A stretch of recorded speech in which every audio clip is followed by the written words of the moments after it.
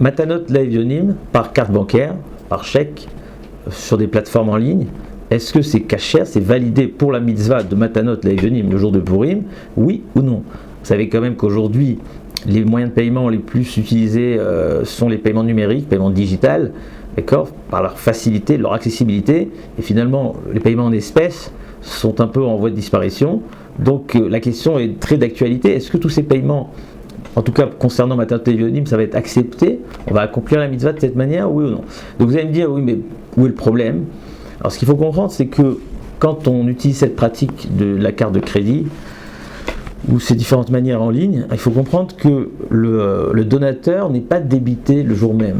C'est-à-dire que si moi je vais faire passer ma carte le jour de Purim, je ne vais pas être débité le jour de Purim. Parfois, le débit peut être même une semaine, 2 semaines après, en fonction de la date d'échéance qu'on aura fixée avec notre banque, avec la compagnie de carte de crédit. Donc je ne vais pas être débité. Il y a une promesse envers cet organisme, cette compagnie de crédit. Donc je lui fais une promesse et il a une certaine garantie. Mais moi je ne suis pas débité. En plus de ça, même le bénéficiaire ne reçoit pas directement, à part dans certains cas, il ne reçoit pas, il faut 24-48 heures pour qu'il reçoive de manière physique dans son compte le montant, la somme. Donc ni j'ai donné ni il a reçu.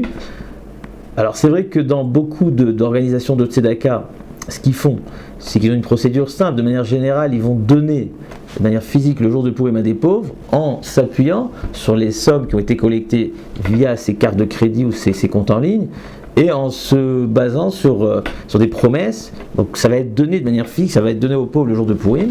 Mais la question, elle reste malgré tout le fait que, ok, ils vont donner à ma place, mais moi, de mon compte jusqu'aujourd'hui, il n'y a rien qui est sorti, il n'y a rien qui a été débité. Donc, finalement, je n'ai pas donné concrètement, donc il n'y a aucun don qui a été concrétisé par moi. Donc, est-ce qu'on pourra dire que j'ai accompli la mitzvah de Matanot Laevionim le jour de Purim ou non? Alors, on pourrait développer ça à partir, on pourrait peut-être justifier cette pratique-là et dire qu'elle est permise, elle est acceptable, à partir d'une logique qu'on appelle la loi de Evet Kenaani, la loi de l'esclave affranchi. Donc c'est une loi par laquelle, c'est tout ce que quand on achète un bien, d'après la Torah, il y a un moyen d'acquisition. Le moyen d'acquisition le plus connu, c'est Kesef, c'est je donne de l'argent, ça crée une contrepartie en échange qui fait que le terrain m'appartient, la maison m'appartient. Alors pour des biens immobiliers, c'est plus compliqué, ça a été annulé, mais pour des biens immobiliers, jusqu'à aujourd'hui, on a le Kinyan Kesef, ce moyen d'acquisition à partir de l'argent. Je donne une certaine somme et ça crée en contrepartie une acquisition. Qu'est-ce qu'il en est si quelqu'un donne à ma place? Quelqu'un donne 100 000 euros pour acheter un bien, est-ce que à ma place, est-ce que moi je vais acquérir le bien par le biais de cette personne-là? Alors on a une halakha dans Shulchan Aruch, Siman Kuf Tzadik, Rochen Mishpat 190, qui nous dit que ça marche. C'est-à-dire que si quelqu'un donne à ma place, c'est comme si j'avais donné. Donc je vais pouvoir acquérir un bien, un appartement, par le biais de quelqu'un qui aurait donné de l'argent à ma place, au vendeur. Donc on voit que si l'autre donne pour moi, c'est comme si j'avais donné. Donc on pourrait dire pareil. Alors dans Rochen Mishpat, c'est discuté, est-ce qu'il faut que je l'ai envoyé chaliar? Je ne l'ai pas envoyé chaliar, donc je crois non, ça paraît comme quoi on n'a pas besoin de l'envoyer chaliar, de lui donner cette mission. Mais même s'il le fait spontanément, il fait un cadeau, il achète quelque chose à ma place, en donnant l'argent, ça fait en sorte que c'est moi qui ai acquis la chose. Est-ce que ça marche que pour Kiddushin? On voit, parce que à la base, la source c'est concernant quelqu'un qui vient contracter un engagement de mariage, et donc pareil, ça se fait avec de l'argent, avec une bague. Qu'est-ce qu'il en est si c'est quelqu'un d'autre qui donne à la femme l'argent pour moi? Donc dans Gemara, c'est statué comme quoi c'était accepté et la femme était mariée à moi. Alors concernant ma monnaie, il y a une petite discussion, mais c'est tranché dans la halakha que ça marche. Donc on pourrait dire pareil, si ces compagnies de crédit vont donner de l'argent à ma place en s'appuyant donc sur ma promesse, mais finalement ils donnent pour moi, donc c'est considéré comme si moi j'avais donné. Donc ça c'était comme ça une première justification qu'on pourrait donner à partir de la loi dite Evet Kenaani. Le problème c'est que a priori c'est inexact. Pourquoi? Parce qu'on a un Chemdat Shlomo, donc le Rav Shlomo Zalman Lifshitz, qui était Rav à Varsha, donc on parle du 18-19e siècle, qui dans ses responsables Siman Lamed Bet, il nous rapporte un Netivot à Mishpat, plus ou moins de la même génération, donc le Rav géant du Rochen Mishpat, le Netivot à Mishpat de Rav Yaakov de Lissa, de la ville de Lissa aussi en Pologne, qui parle d'un sujet très intéressant concernant Pidyon Aben, le rachat du premier-né. Alors on a un Rama dans Yoredea Siman Shiné qui nous dit que si, on sait tous que le père il doit racheter son premier-né en donnant de l'argent au Kohen. Si ça a été fait par un chaliar, par un émissaire, par un agent, par un envoyé, c'est pas accepté. Et tout le monde lui tombe dessus, mais comment c'est possible? Le Gaon de Vina sur place, il dit non seulement, évidemment que si on envoie un chaliar, il n'y a aucun problème. Si le père donne de l'argent par l'intermédiaire d'un agent, il n'y a aucun problème. Mais même si quelqu'un fait ça à ma place sans même que je lui ai demandé, donc il va payer la dette au Kohen pour moi, en mon nom, bah c'est acceptable, puisque Pidyon Haben, c'est vrai que c'est une mitzvah, mais c'est basé sur l'idée, le principe de payer une dette, de rembourser une dette au Kohen. Et donc, à partir du moment où la dette a été remboursée, la mitzvah est validée. Donc, le Gaon de Vilna n'arrive pas à comprendre le rabbin. Mais le Netivot HaMishpat, il dit non. Je ne suis pas d'accord. Pidyon Haben, c'est une mitzvah qui doit être faite par de l'argent, par un don concret. Je dois verser une somme. D'ailleurs, ce n'est pas accepté par le biais de shtarot, de contrat ou de karkaot. Donc on voit qu'il y a une idée de somme d'argent qui est demandée, qui est exigée ici. Et à partir du moment où on est dans une logique de mitzvah, eh ben, le fait que quelqu'un d'autre le fasse à ma place, ça ne marche pas. Ça peut marcher dans des transactions immobilières, dans des contrats de mariage, dans des engagements, où là, l'idée, c'est pas, il n'y a pas de mitzvah de le faire, il n'y a pas un don concret qui est demandé, mais il y a une contrepartie qui doit être, on est plutôt dans la recherche de cette conséquence-là où le vendeur reçoit de l'argent pour créer cette redevabilité de contrepartie. Donc, dans ce contexte-là, la Gemara, le Shulchan Aruch Kuf Tzadik, Rochen Mishpat Kuf Tzadik, a tranché que quelqu'un d'autre qui donnerait l'argent au vendeur peut aussi le faire au nom de l'acheteur. Mais quand on parle de mitzvah, ou à proprement parler, je dois accomplir ma mitzvah, et c'est une mitzvah de don, de verser une somme, un fonds à un organisme de charité, ou dans Pidyon Haben, au Kohen, etc., ça ne peut pas être acceptable que ça soit pratiqué par quelqu'un d'autre. Si quelqu'un d'autre le fait à ma place, c'est pas considéré comme si j'ai appliqué ma mitzvah. Et pour amener une preuve à la pluie, il cite le Rashi dans Maseret Ktuvot Koufret concernant Machatzit HaShekel, qu'on doit tous pratiquer les jours qui arrivent. Donc le Machatzit HaShekel, c'est une fois par an, on a cette obligation de donner la somme de moitié de shekel. À la base, c'était fait pour acheter les korbanot sibour, les sacrifices du collectif. Et donc Rashi nous dit que si ça a été fait par quelqu'un d'autre, si c'est une autre personne qui va apporter ma contribution au Beth Amikdash, Rachid dit alors, ça aura marché dans le sens où je ne vais pas avoir besoin de rapporter une autre, mais qui c'est qui a fait la mitzvah? Moi, je n'ai pas fait la mitzvah. C'est lui qui a fait la mitzvah. Moi, l'envoyeur, je n'ai pas fait la mitzvah. Je n'ai pas accompli la mitzvah. Donc le Netivot, il dit, tu vois bien que... Alors, c'est vrai que là-bas, on dit qu'il n'y a pas besoin de renvoyer, parce que finalement, il suffit le korban sibour, il y aura suffisamment d'argent pour l'acheter. Mais si tu me demandes, est-ce que j'ai accompli la mitzvah, Rashi nous dit que non. Donc il nous dit, il en est de même pour Pidyon Haben, il en est de même pour Tzedaka. Et nous, si on se base sur ce Netivot concernant Matanot Levionim, on pourrait dire aussi que le fait que l'autre a donné à ma place, même si généralement on a un principe de Evet Kenaani qui fait que c'est comme si j'ai donné, par rapport à des mitzvot tels que Matanot Levionim ou Pidyon Haben ou Tzedaka, ça ne marcherait pas. Alors, il y a une autre alternative qui est proposé par le Rav Shmuel Vosner, le Rav Nissim Karelitz, qui est relativement simple, c'est que demander que l'argent reçu justement par ces organismes de Tzedaka, en fonction des promesses qu'ils ont reçues, ils vont faire acquérir de l'argent concret à tous ces donateurs. Donc tous ces donateurs qui auraient fait des virements en ligne ou faire passer leur carte, etc., ou même si on considère que ça n'a pas été débité, il n'y a pas de problème puisque ces organismes-là, ces institutions caritatives de Tzedaka, ils vont prélever une certaine somme de manière concrète et ils vont faire acquérir par le biais du principe de Zachin et Adam par une tierce personne à tous ces donateurs. Donc là on sort un petit peu du problème, sauf que le fait de... Il y a des gens qui donnent toute la journée, d'accord? Comment ça marche, Matanot Levionim? Tout le long de la journée, les gens font des dons en ligne. Et ces organismes-là ne passent pas leur journée à donner de l'argent aux pauvres. Donc en fait, ils font ça le matin ou plusieurs fois dans la journée, et ils donnent ces sommes-là de manière préventive, en fonction, même pour les gens qui vont, au futur, vont faire des dons. Et donc là, on est dans un plus grand problème parce qu'on ne pourra pas dire que j'acquiers cette somme-là pour les gens futurs. On a un principe dans la Torah que dans tout ce qui concerne une mitzvah minatora, en brera. En brera, c'est-à-dire qu'il n'y a pas de clarification rétroactive. Je ne peux pas acquérir ça pour celui qui donnera dans le futur.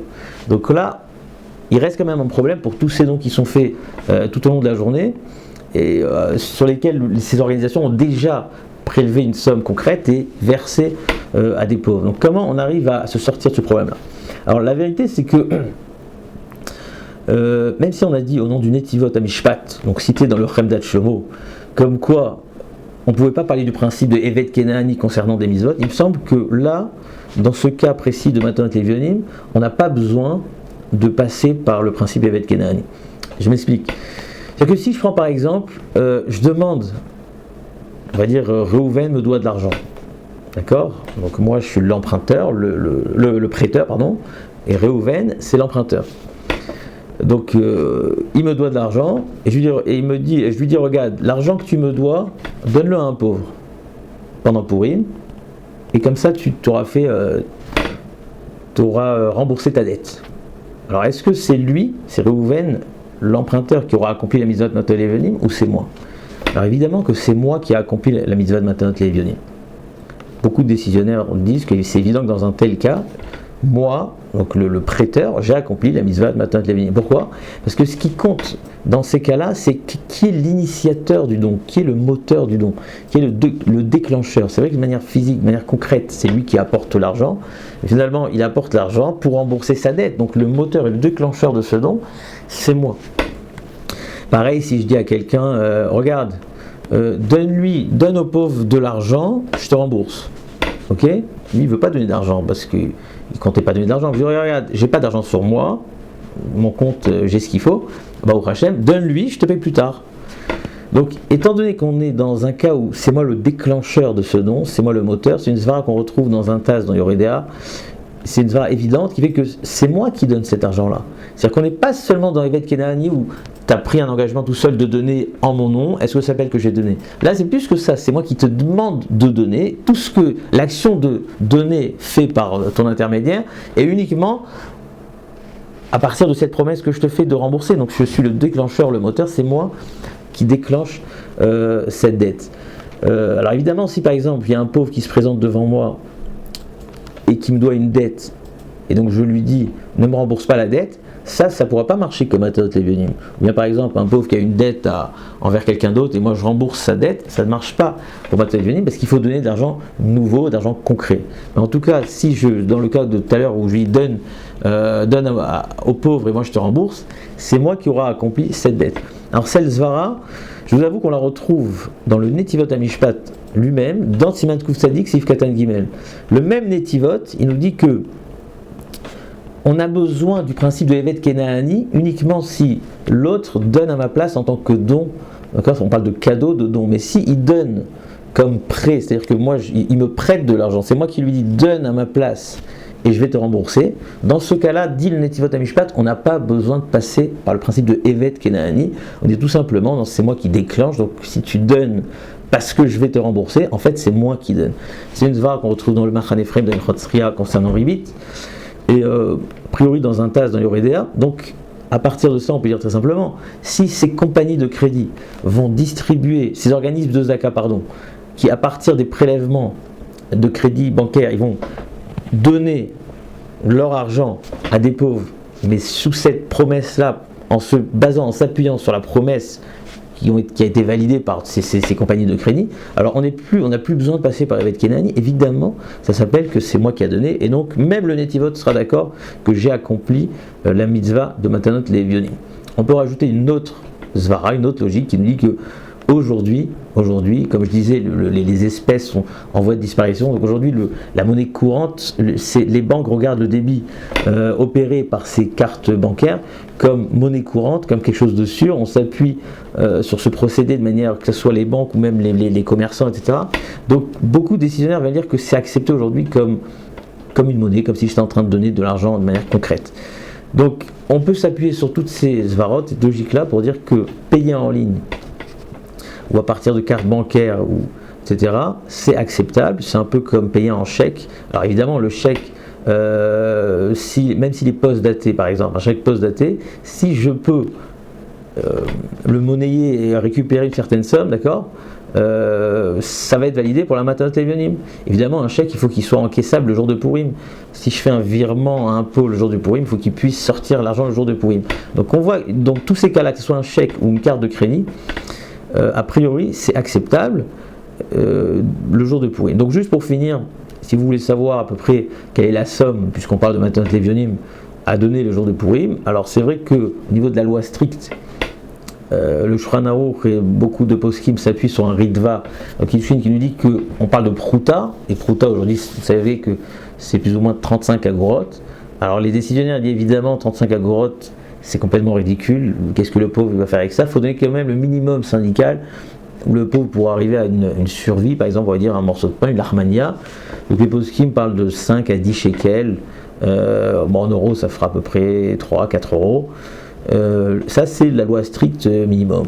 Ensuite on a le Rav Eliashiv qui nous dit, et encore d'autres qui nous dit que la meilleure matanot evionim, c'est de donner un don quand même, de sorte que le pauvre n'est pas honte de recevoir, donc un don chashuv, matana chashuva, quelque chose d'important, matana chashuva. Alors c'est un petit peu discuté, le Rav Eliashiv il parlait de 50 shekels, on peut parler de 20 shekels, 30 shekels, qui est un minimum de, qu'il puisse s'acheter un sandwich ou quelque chose comme ça. Donc si on veut bien faire, et donc je vais conclure avec ces mots du Rambam qui sont bien connus, puisque matanot evionim c'est une mitzvah très très centrale le jour de Purim, et on a le Rambam dans Ilchot Megillah Perek Bet, qui dit Moutav le Adam le Arbot Bematot Evionim Miseuda ou Mishloach Manot. C'est-à-dire qu'il est préférable pour un homme d'augmenter les dons aux pauvres plutôt que de multiplier les dépenses pour le michté, où on sait tous qu'on invite beaucoup de personnes, on fait des grands michtés, des grands festins. Pareil, Mishloach Manot, tous ces cadeaux, là, ces offrandes qu'on fait aux amis, on se dépasse et on multiplie les offrandes, alors que Matot Evionim, on est là un petit peu en mode radin, si je peux dire. Et le rabbin il dit la plus grande joie, en simchak, dans la plus grande joie qui soit, c'est réjouir le cœur des démunis, des orphelins, des veuves, des pauvres. Et donc le rabbin il conclut avec cette phrase mais samach lev la nuit, celui qui va réconforter les démunis, les pauvres, ressemble à la shrina. Donc voilà, celui qui veut imiter un petit peu l'attribut divin de la simcha, eh ben, il faut augmenter un petit peu et pas se réduire au strict minimum de la stricte concernant les matot, les vionim. Purim Sameach.